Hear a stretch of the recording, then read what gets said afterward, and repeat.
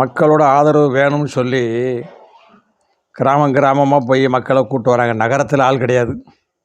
அவங்கெல்லாம் பிஸியாக இருக்காங்க. தெருவோர கடையை வச்சுக்கிட்டு பாவம் கஷ்டப்பட்டு வேலை பார்த்துக்கிட்டு இருக்காங்க. இந்த கிராமங்கள்லேருந்து தினக்கூலியாக உள்ளவங்கள பாவம் கூப்பிட்டு வந்து பணம் கொடுத்து கூட்டிகிட்டு வர்றதுக்கு அவங்களுக்கு இப்போ டிமாண்டு. ஆமாம், ஏற்கனவே கால் ஷீட்டு மாதிரி அவங்களுக்கு கொடுத்துருந்தோம். 3 நாளைக்கு முன்னாடி சொல்லியிருந்தோம். ஏன்னா அவங்க வேறு கட்சிக்கு பணம் வாங்கியிருப்பாங்க. அவங்க 500 வாங்கியிருப்பாங்க. நீ 1000 கொடுத்தா தான் வருவாங்க. அந்தளவுக்கு தான் மக்கள் ஆதரவு கூட கிடையாது. இப்போ கட்சி கூட்டத்துக்கு ஆள் சேர்க்க முடியல. இப்போ திருச்சிக்கு ஆள் சேர்க்குறதுக்கு இப்போவே பிளான் போட்டிருக்காங்க. ஒரு நடிகர் அங்கே வராரு, ஆரம்பிக்கிறாரு.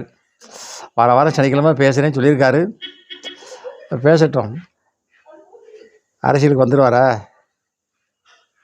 ஆட்சியில் அமர்ந்துருவாரா அப்படின்னு ஒரு சிலர் நினைக்கிறாரு. ஏங்க, மக்களை பற்றி உங்களுக்கு தெரியாதாங்க, மக்கள் ஒன்றும் ஏமாளி கிடையாதுங்க அப்படின்னு ஒரு சில தலைவரை சொல்லியிருக்காங்கல்ல. மக்கள் ஒன்றும் ஏமாளி கிடையாது. தேர்தல் அடிக்கு பாருங்கள், ஒட்டுமொத்தமாக அத்தனை பேருக்கு நாமத்தை போட்டுருவாங்க. நீ அப்படியே நினச்சிக்கிட்டு இருக்கீங்க அப்படின்னு.